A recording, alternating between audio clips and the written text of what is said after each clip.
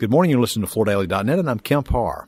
I'm in Montreal at the Carpet One Summer Show, and I'm with Eric Demaree, the president of Carpet One Floor and Home. Eric, how you doing? I'm doing great, Kemp. How are you? I'm good. It's good to be up here with you. Actually, it's a nice venue. You picked a good spot up here. It's a beautiful town on the St. Lawrence River. It's a little bit different than what you've been doing, right? Yeah, we came to Canada, I think about 10 years ago to Toronto, and the Canadian members have always said, when are you coming back to Canada? So we picked Montreal. Of course, my French is very, very poor, but it is a magnificent city and a great venue.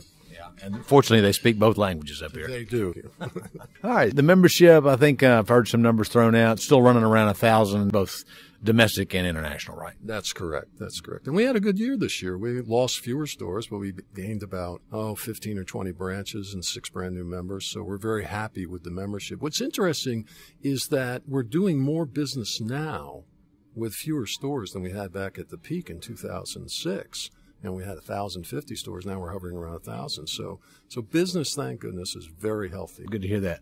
So as we think about the challenges that your members are facing, tell us what's keeping them up at night. Well, number one, trying to find qualified installers. You know, as business gets better, there's a shortage of particularly carpet installers and tile setters. So that's an issue. The second is, with the unemployment rate being as low as it is, trying to find qualified sales help to put in the stores.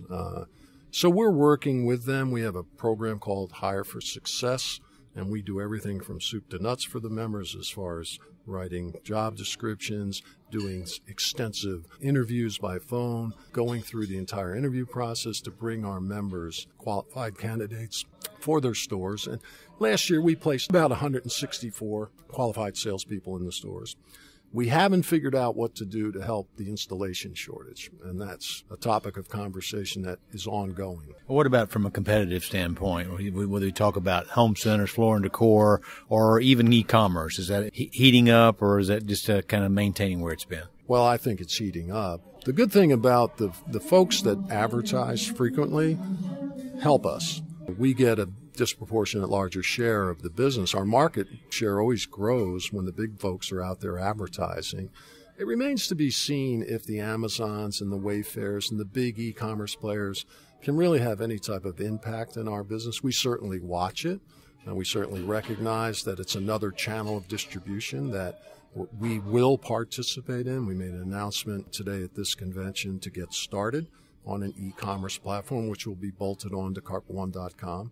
So we will participate, but we're going to go slow and watch it. Would that be with just rugs or maybe other products as well? We'll start with rugs, and then we'll rapidly expand other product offerings to compete more effectively across the folks that are looking for LVT and engineered hardwood floors and a little bit of laminate. Those seems to be the big categories that you see on competitive online e-commerce sites. All right, so the theme of this meeting is called C1 Experience. It's the power of core. It's a new format. It's a little bit less emphasis on the show floor and, you know, the steals and deals and more of an emphasis on education, right? Yeah, we really wanted to go back to what is the customer-centric selling system behind Carpet One Floor and Home that's made us so successful over the years. And it really is what we call core branded Carpet One Floor and Home products across all categories. And if you go into a destination Carpet One showroom like Katz, for example, Mineola, which did a magnificent job of rebuilding their showroom, the comfort level and the confidence that it gives the consumer, because everything across the showroom is consistent. It's got our metal warranties. It's got our labels. It has our color palettes. It has our merchandising display systems that are properly organized. And we've shown with 139 destination showrooms, they outperform all of our other stores significantly, not just in top-line sales, but the average bottom-line profit growth was over 600 basis points because of this system that we've put in place. We're very proud of Destination. We did a little bit of a teaser because we're introducing some new technology at the point of sale with a provider, and the members are pretty excited about what they're seeing and what we will evolve to next with the new showrooms. So just calling out 2 or 3 things, initiatives that you're launching at this meeting, what are a few of the ones you're proudest of? Well, we have an e-commerce platform that we'll roll out called rugshop.com. Very happy about that. We also have a proprietary relationship with an application that will be provided to consumers to attract new movers, home buyers and sellers. so that we can expose our brand to that audience, and we announced that. Yeah, let me point out, you're talking about people who are in the moving process. That's correct. People that have contracted to close on a brand new home, and we have a way to secure that data and be the proprietary offerer of floor covering for that market. So we're very excited about that. And then we've used our technology platforms to integrate with the operating platforms of the stores. So now we have full visibility into data. And as you know, Kemp, data today is so powerful. We can look at leads. We can measure lead conversion rates to sale. We can audit rebate reporting, so from suppliers to our members, so that our members capture all the rebate income. And there's a couple other bells and whistles that will be coming down the road. And these entrepreneurs want you to have all that data? It's interesting. Our top 20 members gave it to us like that. How about that? All of our board members gave it to us instantly. All of our advisory council members gave it to us instantly. All the ring coordinators gave it to us instantly. You're always going to have that small percentage of entrepreneurs who, for some reason, don't want you to have access to the data. And to me, it's a no-brainer. I mean, the future of being able to market, to trigger market, to analyze, to convert leads to sales, to audit your rebates. I mean, we did an audit with a select group. The average recovery of income to our members was over $34,000 of unreported purchase volume that just fell through the cracks. Well, that's not going to happen. Once you integrate into our system, all of that happens, the auditing automatically. So it's truly a no-brainer, and it's something, if a member elects not to do it, well, fine, we're not. But it would make no sense to me from a business standpoint.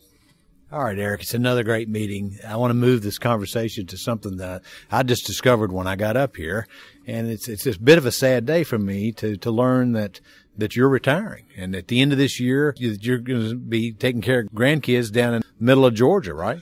Yeah, about a year ago, our daughter, who had a baby boy, was living in New York City, and she went to the University of Georgia when I lived there 10 years ago. And she said, "Dad, I want to go home." She moved to Sandy Springs and bought a house in Roswell. And at the time, my wife, Lynn, said, "I don't want to be this far away from daughter and grandchildren." So I talked to Howard, and Howard and Rick, our two co-CEOs, have been very accommodating. And so we've worked out a transition plan. We have an excellent person that's coming on board who I will introduce to the membership tomorrow. And the cherry on the sundae was, after we did all this and made arrangements to move, my son calls me, and he moved to Georgia with a promotion because he works for Mohawk Industries. So and you have two children, right? I have two children. He has two grandchildren. So it's the first time in, 28, 30 years that we've all been together within the same place. So it's wonderful. Well, I hope you can put up with the heat down there. Well, I loved it last time. I'd rather put up with the heat than some of those winters in New Hampshire, but I did love New Hampshire. Well, let me tell you why I feel it's a sad day. I've done a few of these interviews with retiring people, and you really are a person that's made a difference in this business. You've spent some crucial times at Home Depot, and then you came over here. And how many years have you been here now? 13 years with CCA Global. They gave you a tribute today. And one of the things they said from the stage is that this organization is 60% bigger than it was when you started. So you've got to be proud of that. I'm proud of the members, and I'm proud of the team that Howard and Rick and Alan put together. The one thing that I'm very proud of, you could walk through our offices in St. Louis and Manchester, and you ask any single staff person, "So what is it you do?" And they will all say the same thing. Well, I help take care of our members, because the members are truly what made this such a great organization. We're going to miss you in this business. I interview a lot of people, and I got to tell you, you're comfortable in your own skin. You're a real professional. Best of luck to you in the next phase of your life. Again, been talking to Eric Demaree, the president of Carpet One Floor and Home, and you've been listening to Kemp Harr and FloorDaily.net.